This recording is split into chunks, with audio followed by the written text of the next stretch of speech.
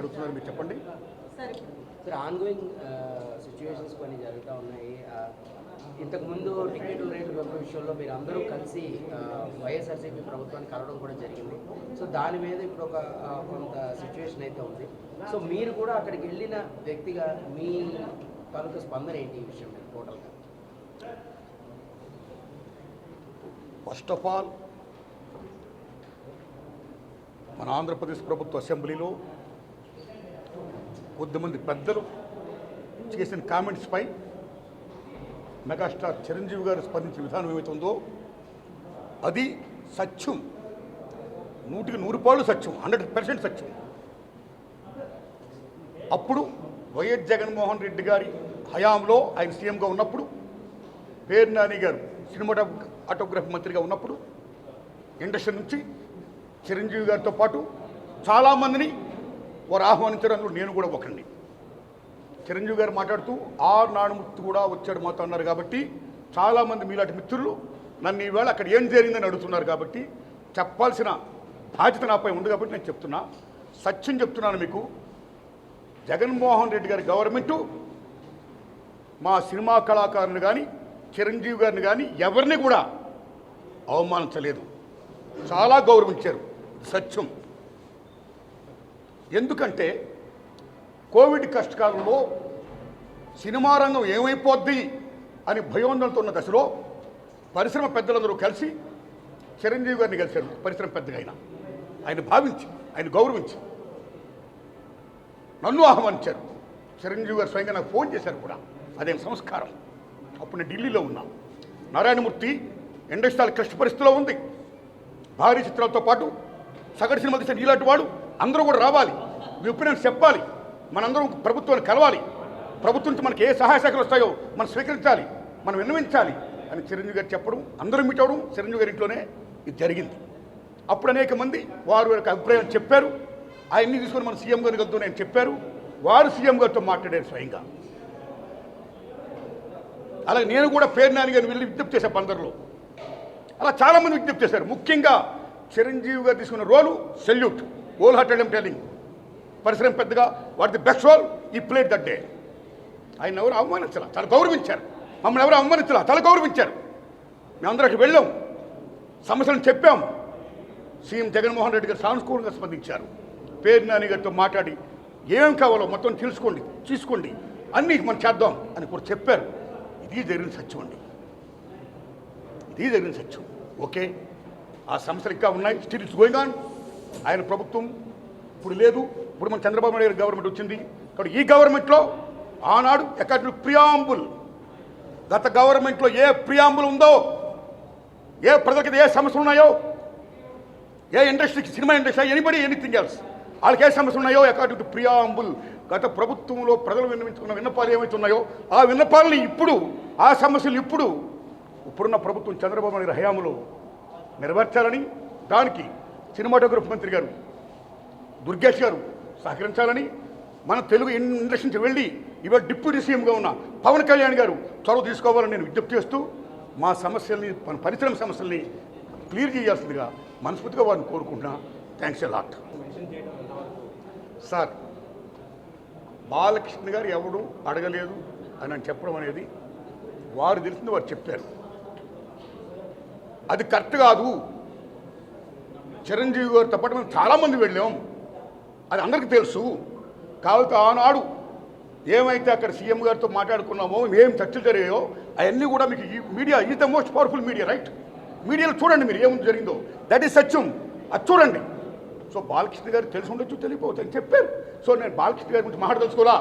కానీ చాలామంది మాత్రం అప్పుడు వైఎస్ జగన్మోహన్ రెడ్డి గారి ప్రభుత్వం చిరంజీవి గారిని, సినిమా కళాకారుని అవమానించింది అనే అపప్రద ఏమవుతుందో అది చాలా తప్పండి. అలా కామెంట్ చేయకూడదండి.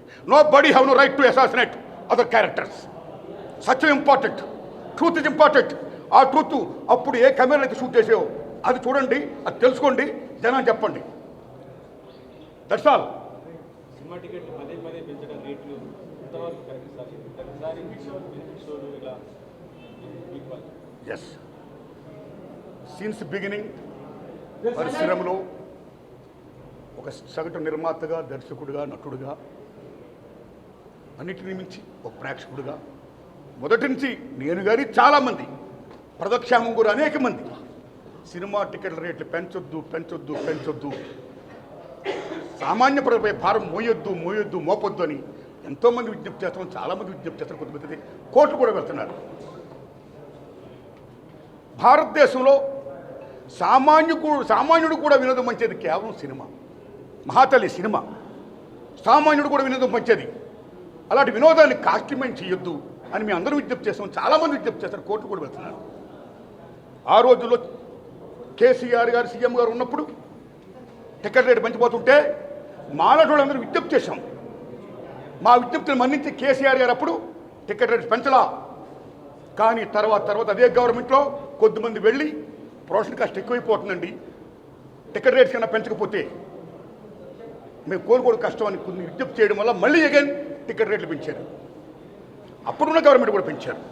తర్వాత ఇప్పుడు రేవంత్ రెడ్డి గారి గవర్నమెంట్ వచ్చింది.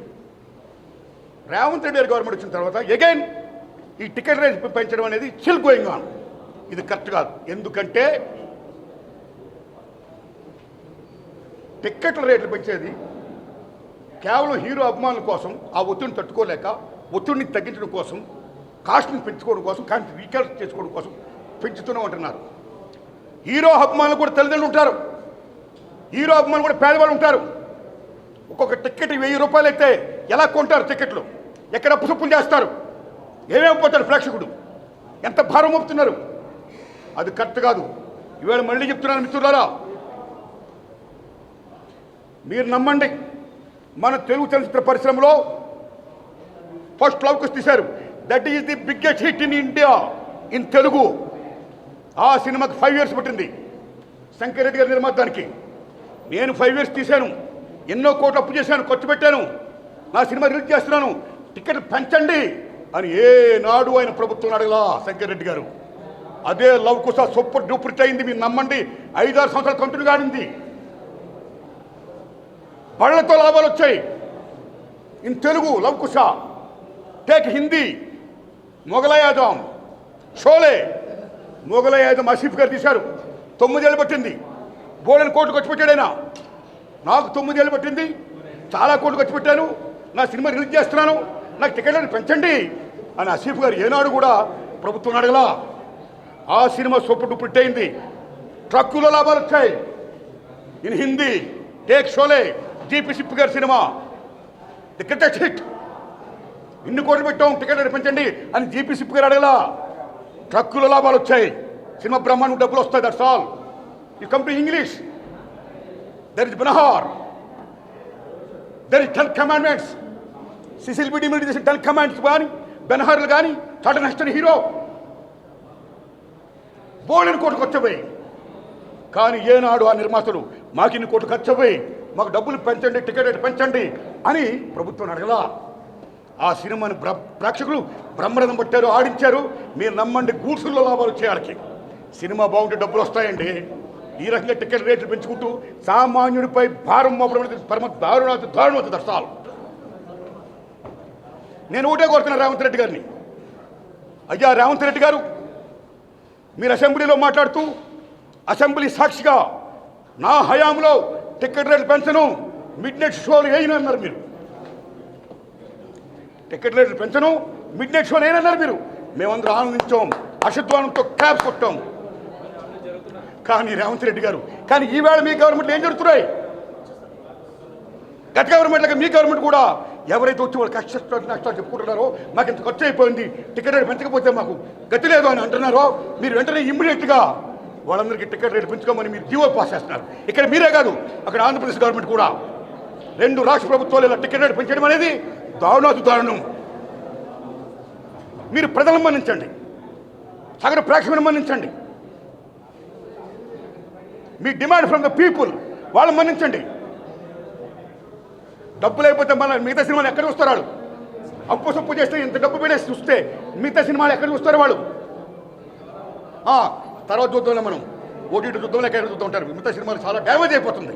అది ఒక రకంగా చెప్పాలంటే టికెట్ రేటు పెంపకం అనేది సగటు ప్రేక్షకుడిపై భారం మోపడమే కాదు, అభిమానుల యొక్క రక్తాన్ని జరగలా పిప్పేయడమే కాదు, సగటు చిత్ర నిర్మాతలను కూడా చాలా డ్యామేజ్ చేస్తున్నారు. అది కరెక్ట్ కాదు. ప్రేక్షకుడి ముందు మనం కాపాడుకోవాలి. ప్రేక్షక దేవుడు అంటాం మనం. సినిమా అనేది తీసేవాడు, చూసేవాడు, చూపించే సినిమా.